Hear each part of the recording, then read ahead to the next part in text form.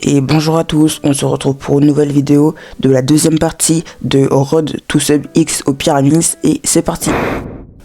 Donc cette vidéo sera sur comment passer Sub 7 au Pyraminx, parce que déjà le Sub 7 c'est vraiment un gros gap, parce qu'il y a beaucoup de cubeurs qui sont vers les 7 et qui ont soit du mal à passer Sub 7 ou d'autres trucs. Donc voilà, c'est vraiment un gros palier au Pyraminx. Donc si vous utilisez encore le Ki, bah changez des pirates. Soit vous pouvez acheter le Moyu Weilong M ou encore le Little Magic. Mais donc si vous pouvez vraiment pas acheter de pirates, bah faites avec les moyens du bord. Même si ce sera difficile de passer ce tête. Mais je pense que c'est toujours possible. Même les tips sont difficiles à tourner. Regardez par exemple le corner cutting. Voilà par rapport un Moyu Weilong. Enfin même si là il est pas fameux. Mais donc voilà, c'est toujours mieux d'avoir un bon Pyraminx que celui-là. Et donc aussi un truc vraiment très important pour passer Sub 7, c'est vraiment commencer à faire des blocs. Donc par exemple essayez de toujours prendre une arête, n'importe laquelle, et voir quelle arête s'insère en un move. Par exemple je vois qu'il y a celle-ci. Après moi ce qui m'a beaucoup aidé à faire des blocs, c'est avant j'utilisais Top First. Donc ça m'a vraiment beaucoup aidé à connaître différents patterns, tout ça. Donc si vous êtes un niveau avant Sub 10, bah je vous conseille de tester Top First parce que c'est vraiment une bonne méthode. Enfin perso ça m'a appris à faire un meilleur bloc. Donc par exemple, là je prends cette arête-ci, je vois peut s'insérer en un move. Enfin voilà. Par exemple, je peux aussi en prendre une autre, la bleu, rouge. Mais même si vous n'arrivez pas à one look à finir votre phase, normalement, à ce niveau-là, vous devriez au moins faire minimum un bloc et plus prédire votre face. Enfin, pas votre face en les 3 arêtes, mais juste prédire ça. Et ce sera vraiment très bien. Et si vous voulez passer Sub 7 et que vous connaissez toujours pas toutes les L3E, bah je vous invite à les apprendre. J'ai fait une vidéo dessus, même si elle est pas terrible. Mais sinon il y a plein de vidéos sur le sujet des L3E. En plus il n'y en a pas beaucoup, il y a celle-ci qui est vraiment simple à retenir. Vous avez aussi celle-ci qui sont asymétriques. Donc celle-ci.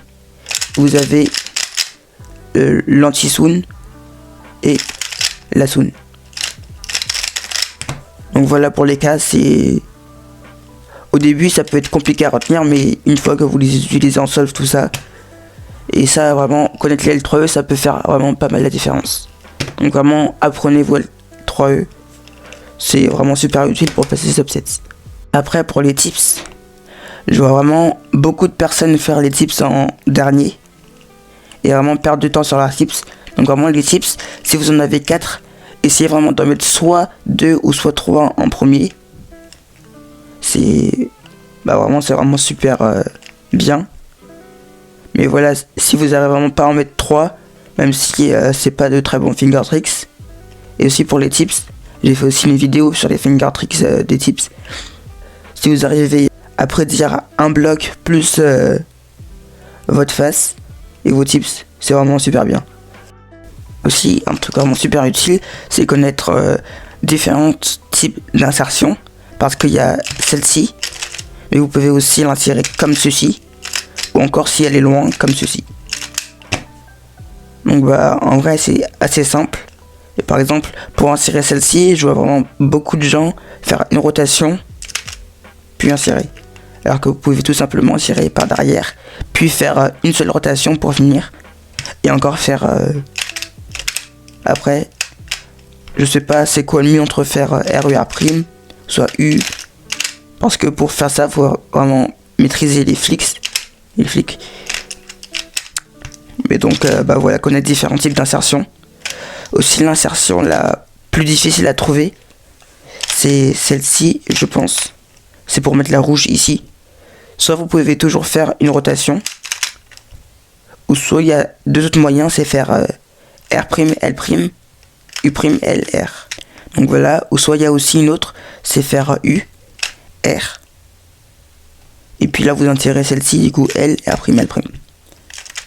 Donc voilà, soit en trouvant par vous-même, par exemple vous enlevez vos trois arêtes et vous essayez de trouver comment je peux insérer celle-ci juste sans faire de U. Celle-ci du coup, enfin sans faire de rotation, pardon. Et ça vraiment, ça vous fera gagner quelques centièmes, mais donc des centièmes précieuses. Après pour les B-Move, je sais que j'ai déjà fait une vidéo dessus, mais au cas où je le répète. Les B-Move, je vois vraiment beaucoup de personnes faire rotation, gros B, mais vous pouvez faire juste une petite rotation, puis tenir votre top, enfin ça revient à la même chose, ou soit vous pouvez toujours faire une rotation par derrière, même si c'est pas très joli, ou soit utiliser vos index, donc vous tenez comme ça, et ça c'est vraiment super bien. Donc voilà, c'était tout pour cette vidéo pour passer subset. Donc si vous avez des questions, n'hésitez pas à les poser en commentaire. Et si cette vidéo vous a aidé à passer subset, n'hésitez pas à mettre un petit like. Et si vous aimez mon contenu, abonnez-vous. Et puis à la prochaine.